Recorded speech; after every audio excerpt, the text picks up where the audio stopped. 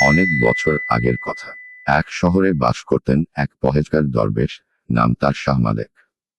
তিনি ছিলেন নামাজ রোজা ও আল্লাহর ধ্যানে নিমগ্ন একজন আল্লাহওয়ালা। তার কাছে দূর দূরান্ত থেকে মানুষ আসত উপদেশ নিতে, দুঃখ ভাগাভাগি করতে এবং মন শুদ্ধ করতে। একদিন সেই শহরের এক বারবাদ নারী, নাম ছিল লায়লা, দরবেশ শাহ মালেকের দরজায় এসে দাঁড়ালো। তার চোখে ছিল পানির মতো কান্না, মুখে অনুশোচনা। শহরের লোকেরা চিৎকার করে উঠল, এই ব্যশ্যা কি করছে দরবেশের দরজায়? পাপিনীর স্থান জাহান্নামে, দরবেশের ঘরে নয়। কিন্তু দরবেশ শাহ মালেক উঠোনে হেসে সবার সামনে দাঁড়িয়ে বললেন, তোমরা পাপ দেখো, আমি তাওবার আলো দেখি। লায়লা কাঁদতে কাঁদতে দরবেশকে বলল, আমি জীবনে অনেক ভুল করেছি। মানুষ আমাকে ঘৃণা করে, কিন্তু আমি চাচ্ছি আল্লাহ যেন আমাকে ক্ষমা করে দেন।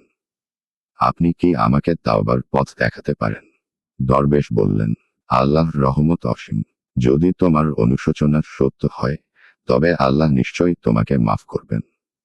তবে সৎপথে ফিরে আসার জন্য ত্যাগ করতে হবে সব পাপের পথ, নিতে হবে ধৈর্যের পরীক্ষা। লায়লা তখনই তার পুরনো জীবনের সবকিছু ত্যাগ করল। গহনা বিক্রি করে গরিবদের দান করল, বাকি জীবন হিজাব পরা, নামাজ কোরআনের মধ্যে কাটাতে লাগলো। শহরের মানুষ প্রথমে তাকে বিশ্বাস করতে না চাইলেও ধীরে ধীরে তার পরিবর্তন দেখে বিস্মিত হয়ে গেল।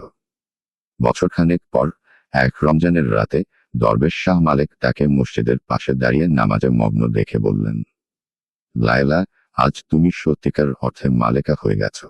তুমি দেখিয়ে দিয়েছ যে আল্লাহর কাছে ফিরে আসতে চাওয়ার দরজা কখনো বন্ধ হয় না। কোনো মানুষই চিরকাল পাপী নয়।